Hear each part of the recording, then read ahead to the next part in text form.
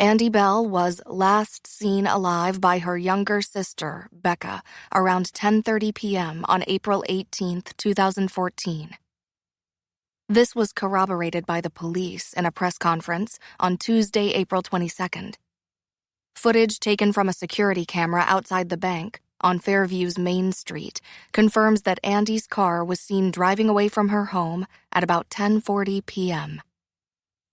According to her parents, Jason and Dawn Bell, Andie was supposed to pick them up from a dinner party at 12:45 a.m.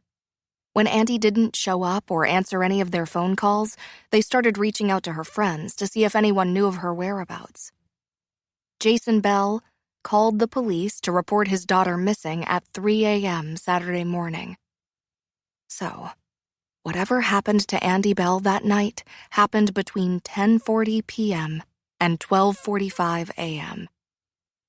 Here seems like a good place to type up the transcript from my interview with Angela Johnson. Transcript of interview with Angela Johnson from the Missing Persons Bureau.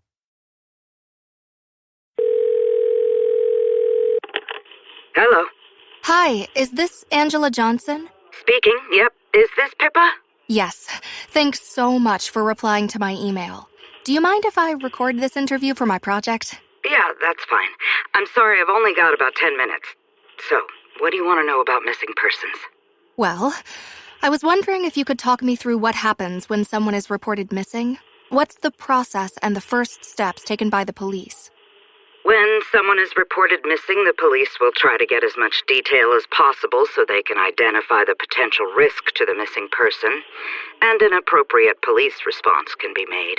They'll ask for name, age, description, the clothes they were last seen wearing, the circumstances of their disappearance, if going missing is out of character for this person, details of any vehicle involved.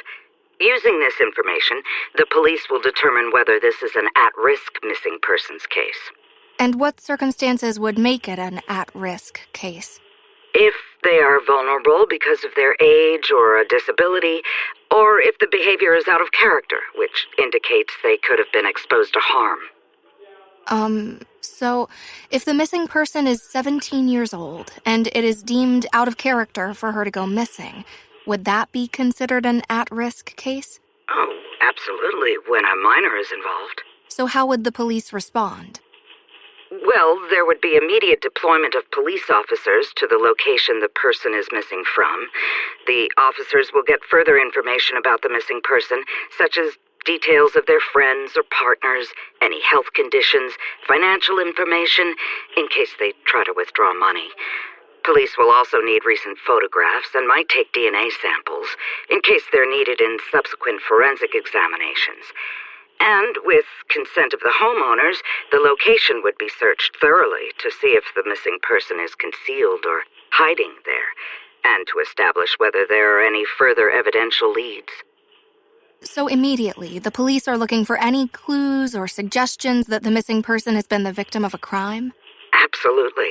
If the circumstances of the disappearance are suspicious, officers are instructed to document evidence early on, as though they were investigating a murder. Of course, only a very small percentage of missing persons cases turn into homicide cases. And what happens if nothing significant turns up after the initial home search? They'll expand the search to the immediate area. They'll question friends, neighbors, anyone who might have relevant information. If it is a teenager who's missing, we can't assume the reporting parent knows all of their child's friends and acquaintances.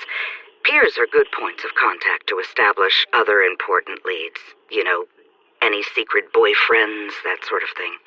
And a press strategy is usually discussed because appeals for information in the media can be very useful in these situations. So if it's a 17-year-old girl who's gone missing, the police would contact her friends and boyfriend early on? Yes, of course, inquiries will be made because if the missing person has run away, they are likely to be hiding out with someone close to them. And at what point in a missing persons case do police assume they are looking for a body? Well, time-wise, it's not... Oh, Pippa, I have to go. Sorry, I've been called into my meeting. Oh, okay. Thanks so much for taking the time to talk to me. And if you have any more questions, just shoot me an email and I'll get to it when I can. Will do. Thanks again. I found these statistics. 80% of missing people are found in the first 24 hours. 97% are found in the first week, and 99% of cases are resolved in the first year. That leaves just 1%. 1% of people who disappear are never found. And just 0.25% of all missing persons cases have a fatal outcome. So where does this leave Andie Bell? Floating incessantly, somewhere between 1% and 0.25%. Even though Andie has never been found and her body never recovered, most people accept that she is dead. And why is that? Sal Singh is why.